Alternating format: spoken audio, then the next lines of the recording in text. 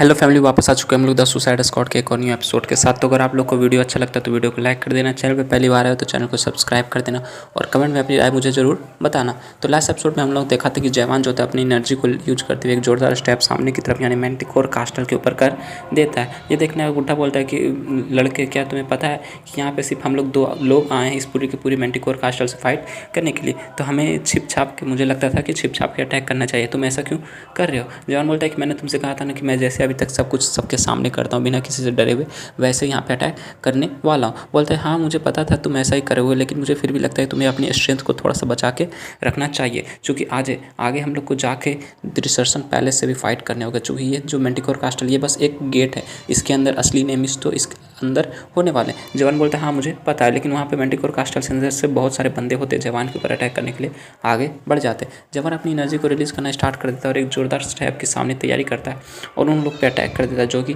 Slight stab होता है, मतलब कि लो स्टैब होता है। ये सब जो सीन होता है वहाँ पे अंदर बैठे बैठे वो गोल्डन स्काई सेक्टर का जो लीडर होता है वो स्क्रीन पे देख रहा होता है। बोलता है कि मेरा ये फर्स्ट टाइम है, मैंने ये देखा कि ये बंदा इतना ज़्यादा पावरफुल हो सकता है। अभी तक तो मुझे लग रहा था कि बस वो सब रूमर्स है जो कि इसके बारे में फैलाए गए हैं, लेकिन ये बंदा तो सच में काफ़ी ज़्यादा पावरफुल है। इसका जो डिस्ट्रक्शन पावर है वो तो काफ़ी ज़्यादा हाई है। मैंने कभी सोचा नहीं था कि इसने हमारे जो नॉर्थर्न ब्रांच था, हमारे स्काई सेक्टर का नॉर्थर्न ब्रांच, उसको कितना आसानी से तबाह कर दिया होगा। अगर इसी तरह चलता रहा तो, अगर ये इसी तरह सब चीज़ को तबाह करता रहा तो मुझे नहीं लगता कुछ ज़्यादा देर तक बचने वाला है। वो लीडर बोलता है कि ये बंदा तो काफ़ी ज़्यादा पावरफुल एक प्रोडक्ट होने के लिए, उस डार्क पिच मोनार्क ने तो इसके लिए मुझे कमीशन दिया था, मुझे तो आज तक पता भी नहीं था। अगर मैंने ये स्क्रीन थोड़ी देर पहले चेक किया होता, मतलब जो उसके बात हुई थी डार्क पिच मोनार्क से, उससे थोड़ी देर पहले चेक किया होता, तो मैं ये तो उससे ये कंडीशन रखता है कि नहीं कि मैं उसके प्रोडक्ट को उसके पास पहुँचाऊँगा। लेकिन तब वहाँ पर वो लड़की आ जाती है, एक लड़की आ जाती है, बोलती है कि तुम तो काफ़ी ज़्यादा वरीड लग रहे हो, मुझे लगता है कि तुम्हारे दिमाग में कुछ अजीब हलचल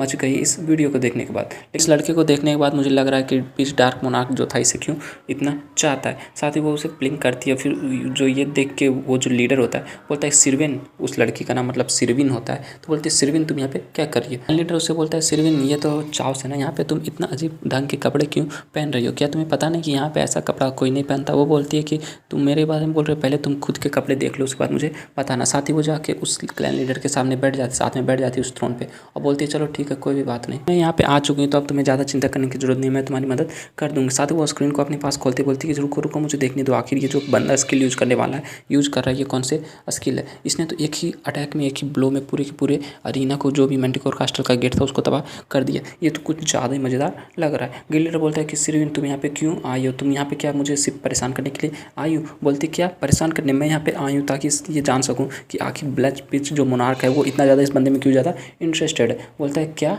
सिरविन उससे पूछती है क्या तुमने उस लॉर्ड के बारे में सुना था जो कि कुछ दिन पहले चाउस में आया था। बोलता है हाँ मैंने उसके बारे में सुना था, उसके बारे में क्या बात है। वो बताता है कि तुम्हें ये पता होगा ना कि हमने जितने भी आर्मीज और फोर्सेस को गरुड़ा के ऊपर अटैक करने के लिए भेजा था, उन सबको किसी ने अचानक से, मतलब एक झटके में मार दिया और उन सबको कैप्चर कर लिया। वो और कोई नहीं, वही लॉर्ड था। बोलता है क्या वो लॉर्ड था। बोलता है कि हाँ वो लॉर्ड था, और उसके बदले, मतलब उसने जो गरुड़ को बचाया था उसके बदले में उन्हें, उसे गरुड़ा और ड्राइड दोनों का सपोर्ट मिल गया, विश्वास मिल गया, और उसके बाद वो लोग उसकी बात मानने लगे। और ऐसा कहा भी जाता था कि वहाँ पे जो इस वजह से जो कि उसने उन लोगों को सपोर्ट किया, ना इंटरफेरेंस किया, तो इस वजह से जो चाउस और ग्रेटलैंड के बीच में एग्रीमेंट था इंटरफेरेंस का, वो भी नहीं टूटा। बोलता अच्छा ऐसी बात है। बताता है लेकिन जो भी हो, वो जो 5th रीजन का मोनार्क है उसके जितने भी टीममेट्स हैं वो सारे के सारे अभी चाउस में घूम रहे हैं और मतलब छिप छिप के काम कर रहे हैं, जो कि किसी के नज़रों के सामने नहीं आना चाहते। अगर इसी तरह चलता रहा तो मुझे लगता है कि जितने भी ग्रेटर लैंड के मोनार्क्स हैं उन सबके बीच में एक वॉर स्टार्ट होने वाली जल्दी। साथ ही वो हंसते हुए बोलती है क्या तुम्हें पता है कि उस लॉर्ड को भी किसी ने, एक बंदे ने, एक क्लैन लीडर ने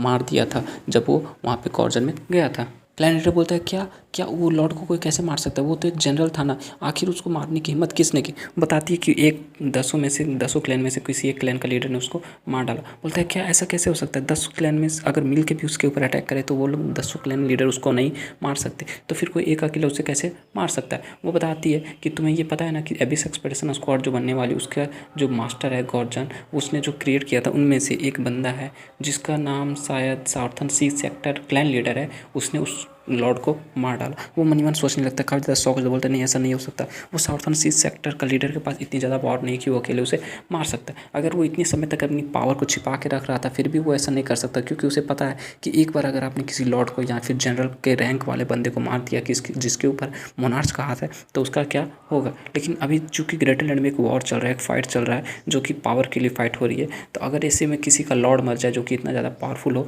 तो उस मोनार्च के ऊपर काफ़ी ज़्यादा सदमा लगता है जिसको वो बर्दाश्त नहीं कर सकता। तो इसके बाद मोनार्च ऑफ स्टील क्या कर रहा है मुझे तो अभी तक समझ नहीं आ रहा। फिर सिरविन जो होती है वो ग्लेनलियर से बताती है, अच्छा ये अब बातों को छोड़ो लेकिन तुम मुझे बता कि अब तुम क्या करने वाले हो। जो प्रोडक्ट के लिए तुम्हें कमीशन दिया गया था वो प्रोडक्ट अभी भी बिना कुछ खतरे के आराम से इधर उधर घूम रहा है और गॉर्जन का मास्टर भी बन गया। और इन सबसे बड़ी बात यह है कि वो यहाँ पे आ गया है और हम लोग के सामने हमारे मेंटिकोर कास्टर को तबाह कर रहा है। क्या तुम्हें ये नहीं लगता कि वो चूँकि खुद से अपने हाथों से अपने पैरों से चल के यहाँ तक आ गया तो ये हम लोग के लिए काफ़ी अच्छा मौका है, हम लोग को उसे पकड़ लेना चाहिए। ग्लेनलियर बोलता है कि हाँ ऐसी बात तो है, लेकिन हमारे पास हाफ डेड मैन की एक पूरी की पूरी आर्मी है जो कि तुमने मुझे बना के दिया था, इसलिए मुझे लगता है कि अगर हम लोग उन सबको डिप्लॉय कर दें, उन सबको भेज दें तो ये बंदा काफ़ी आराम से हम लोग के हाथ में आ जाएगा। साथ ही जवान को सीन दिखाते हैं, जवान वहाँ पे जितने भी स्काई सेक्टर के बंदे होते हैं उन सबको मार देता है। बुढ़ा बोलता है कि यहाँ पे कुछ अजीब नहीं हो रहा, तुम्हें कुछ अजीब फील नहीं हो रहा। ये जो फॉरबिडन स्काई क्लैन है यानी कि गोल्डन स्काई सेक्टर है, इसने इतने सारे क्लैंस को मार डाला और भी इन बंदों के मतलब इतने कम से स्ट्रेंथ में, मुझे तो यह बात हजम नहीं हो रही। जवान बोलता है हाँ मुझे भी ये पता नहीं, लेकिन फिर भी मैं इन सबको ज़्यादा ध्यान नहीं देने वाला हूँ, जो मेरे रास्ते में आएगा वो मारा जाएगा। तभी हमें दिखाता है डेड आर्मी जो थी वहाँ से फाइनली निकल के जवान के ऊपर अटैक करने के लिए आगे बढ़ने लगती है और पूरे के पूरे कास्टल में डेड आर्मी भरे हुए होते हैं। उन सब आर्मी जो होते हैं वो जवान को चारों तरफ से घेर लेते हैं। बुड्ढा बोलता है आखिर तुम लोग हो कौन, लेकिन जवान बोलता है इन सब के अंदर से मुझे कुछ अजीब एनर्जी की फीलिंग आ रही है, जैसे कि ये सारे के सारे मरे हुए होंगे। बोलता है क्या मरे हुए। तभी वहाँ पे एक बंदा होता है, वो बोलता है कि क्या तुम वही फेमस पाथ फाइंडर हो जिसको सब पाथ फाइंडर बोलते हैं, जिसके बारे में मैंने इतना कुछ सुना था। जवान ऊपर की तरफ देख रहा है तो ऊपर की तरफ एक बंदा होता है जो कि उसको बोल रहा था। वो बंदा बोलता है कि तुमसे मिलकर काफ़ी अच्छा लगा गॉर्जन मास्टर। साथ ही वो बंदा ऊपर से जंप कर देता है, बोलता है कि मैंने कभी सोचा नहीं था कि मैं इस जो कहानी थी रिमर्स से उन सब के प्रोटोगनिस्ट यानी मेन कैरेक्टर से भी कभी मिलूंगा। साथ ही वो जंप करते हुए नीचे ज़मीन पर उतर जाता है जहाँ पे जवान होता है और वो हंसते हुए बोलता है कि यहाँ पे सिर्फ गॉर्जन के मास्टर नहीं वो ग्रेट डॉक्टर भी है। वाह ये तो कितनी अच्छी बात है। बुड्ढा बोलता है आखिर तुम हो कौन और तुम ऐसे बात क्यों कर रहे हो जैसे कि तुम मुझे जानते हो। वो बंदा बोलता है अच्छा क्या तुम मुझे इतनी जल्दी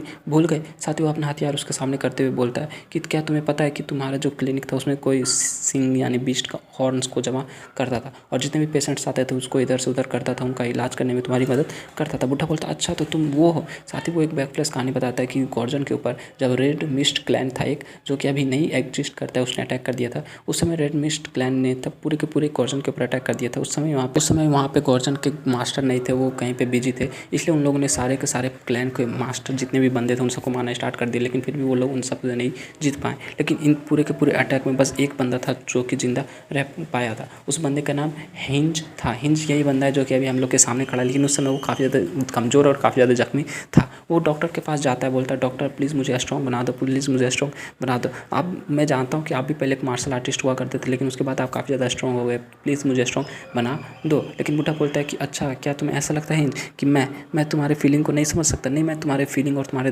दुख दर्द को समझ सकता हूँ, लेकिन फिर भी वो उसके हाथ को छटक देता है। बोलता है कि मैं यहाँ पे चाओस में 1000 सालों से रह रहा हूँ और मैंने तुम्हारे से अनगिनत लोगों को देखा जो कि स्ट्रॉन्ग बनने के लिए मेरे पास आते हैं और मैं हर एक का हेल्प नहीं कर सकता, इसलिए मुझे माफ़ करना। और वो आई एम सॉरी बोल के वहाँ से आगे की तरफ निकल जाता है। फिर स्टोरी प्रेजेंट में आ जाती है। वो बंदा बोलता है कि मैं ये सोचते रहता था कि तुमने जो मुझसे उस समय कहा था कि वर्क हार्ड, अगर तुम्हें ज़्यादा स्ट्रॉन्ग बनना है तो तुम्हें और ज़्यादा मेहनत करना होगा। लेकिन डॉक्टर क्या तुम्हें पता है कि अगर आपके पास कोई सपोर्ट ना हो, बैक सपोर्ट ना हो, तो आप जितना भी हार्ड वर्क कर लो आप कभी भी स्ट्रॉन्ग नहीं बन सकते। इसलिए मैं यहाँ पे चाओस में हार्ड वर्क नहीं करना चाहता था और आज डॉक्टर मैंने इतनी मेहनत कर ली अपने बैक सपोर्ट की वजह से, इतनी ज़्यादा मेहनत कर ली कि आज मैं बहुत ज़्यादा स्ट्रॉन्ग हो गया हूँ और मैंने उन सारी बातों को भुला दिया जो कि तुमने मेरे साथ किया था और अब मैं तुमसे उस बातों का बदला लेने वाला हूँ। बुढ़ा बोलता है क्या तुम्हारे चेहरे को क्या हुआ, तुम्हारा चेहरा इतना अजीब क्यों हो गया, क्योंकि उसका चेहरा कुछ ज़्यादा ही अजीब लग रहा था। बोलता है कि मैं अब वो बंदा नहीं हूँ जो कि सेकंड स्टेज का डॉक्टर था। वो बंदा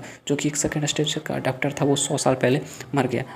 अब मैं हूँ गोल्डन स्काई सेक्टर का वाइस लीडर हिंज। और इसी के साथ जो हमारा ये एपिसोड होता है ये एपिसोड भी यहाँ कंप्लीट हो जाता है। तो अगर आप लोग को एक्सप्लेनेशन अच्छा लगा तो वीडियो को लाइक कर देना, चैनल पर पहली बार आए हो तो चैनल को सब्सक्राइब कर देना। मिलते हैं नेक्स्ट वीडियो के साथ, तब तक के लिए bye bye, stay happy, spread love.